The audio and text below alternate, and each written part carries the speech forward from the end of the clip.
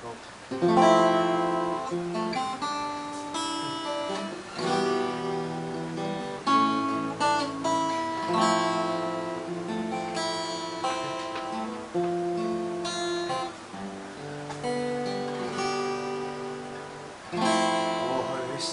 歲沒帶錶去時間，夠我沒有後顧，野性貪玩。霎眼27歲，時日無憂，方不敢偷懶。宏願縱未了，奮鬥總不太晚。然後突然今秋，望望身邊應該有已盡有，我的美酒、跑車、相機、金錶也講究。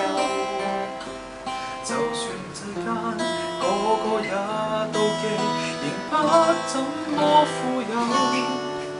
用我尚有，換我沒有，其實已用盡所擁有。曾付出幾多心跳，來換取一堆堆的發票，人值得命中減少幾秒，多買一隻錶。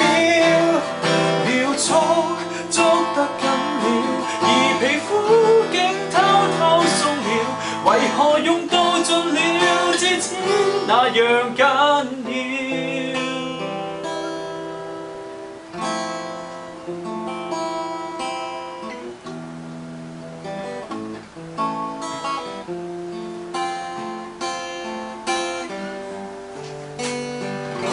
是無止境，活着多好，不需要靠物證，也不以高薪高職、高級品博尊敬。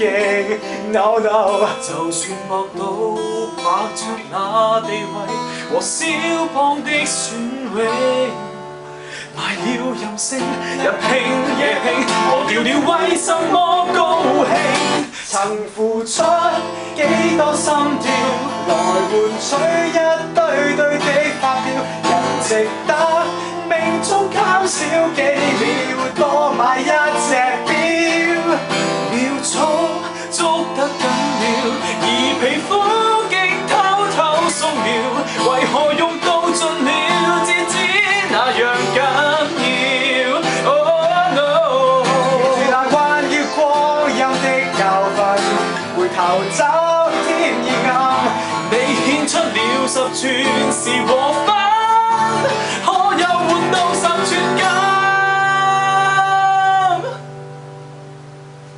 還剩低幾多心跳，人面跟水晶錶面對照，連自己亦都分析不了，得到多與少，也許真的瘋了，哪個都應多麼可笑，靈魂若變賣了，上年也沒心跳。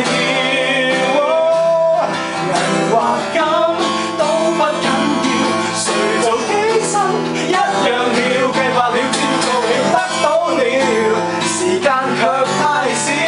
No no no no， 還剩低幾多心跳，還在數趕不及了。昂貴是這刻我覺了，在時間裏看過一生。